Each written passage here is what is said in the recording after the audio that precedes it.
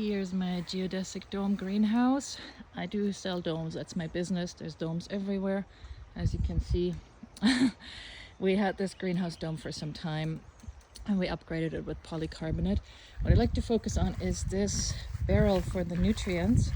It's a 55-gallon drum, food grade, used to contain palm oil, scrubbed it out properly. It's refilling currently. And then I put in a bulkhead fittings, used some rubber washers, which are the same ones you use for garden hoses, and a little valve. And I used 1/4-inch tubing that is usually used for RO, reverse osmosis water filter systems. It can also be used for airlines. I really like this stuff because it's very, very user friendly and it is quite cheap. You can get kits on Amazon that have all sorts of fittings and 50 feet of hose for not a whole lot, like 25 bucks for a kit plus another for the hose. So there's a little valve here and I just have it shut off right now so I can show you how these work. They have little things that push in. Let's see if I can get this to focus. If you push this in, you can pull out the hose. Now the valve is shut off, but if you push it all the way in again, oops, then it will stay, and you can tug on it all you want, it will not come out. There are little blue clips that go in here to keep it from sliding out, but it can only slide out when this little white thing is pushed in. So it's really plug and play. It's kind of like Lego, which is super fun. So this white hose feeds in here. I decided to put the barrel on the outside of the greenhouse for now because it's the summer. I don't want the nutrient solution to heat up too much. In the winter, I will probably place it on the inside so it holds some extra thermal mass for the heat. So I have it coming in here. It feeds into a T, same kind of fittings. There's another valve that then goes into this tank. I ended up drilling this a little bit lower. I later figured out that I can adjust the float valves and put the bulkhead fittings in higher, but this fitting comes with the float valve and you can see the float valve in here. So this thing will push up and shut off the water supply, and then when the water level goes down, it will open up and allow more water nutrient solution to come in here. And so I put a float valve in each one of my towers, and I have this blue line going all the way around the edge of my greenhouse. And then I have shutoffs for each single tower. If I'm cleaning a tower out, if I'm taking it out, doing something else with it, I can easily just shut off this valve. I can disconnect it here and do something else with it. I could put another valve on here if this tower were to be freestanding somewhere on its own. I have a lot of Mizuna growing in this one. There's some bigger vegetables in here. So this line goes all the way around. It feeds every single tower. I'm going to turn this one back on.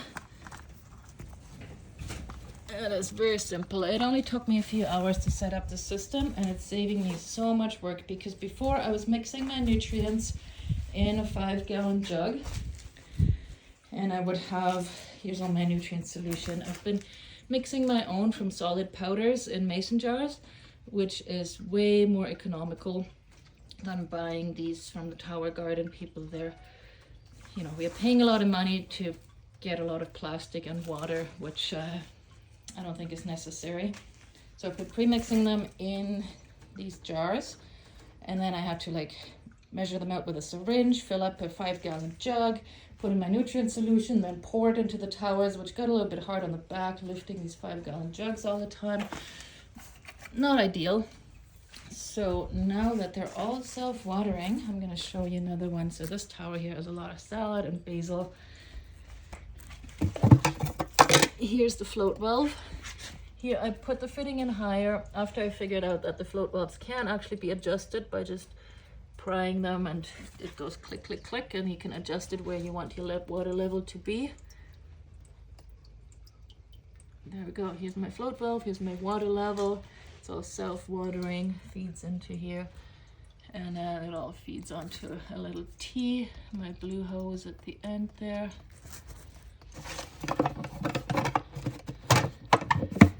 And it's been way easier to measure out the nutrients for this whole entire barrel, because I don't have to use a syringe to get exactly 38 milliliters. It's actually 420 of my solution that I have in the mason jars of each of the 3 different components for this entire 55-gallon drum.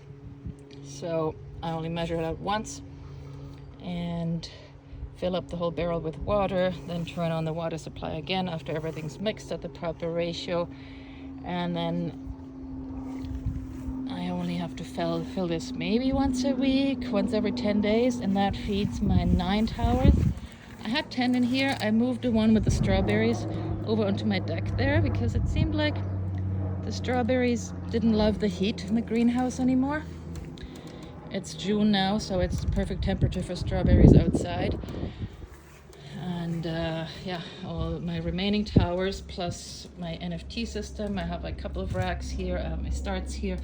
These are all thriving in here. I removed a few panels on the bottom for airflow. But yeah, it does get pretty warm in here, so my towers have been going through quite a bit of water.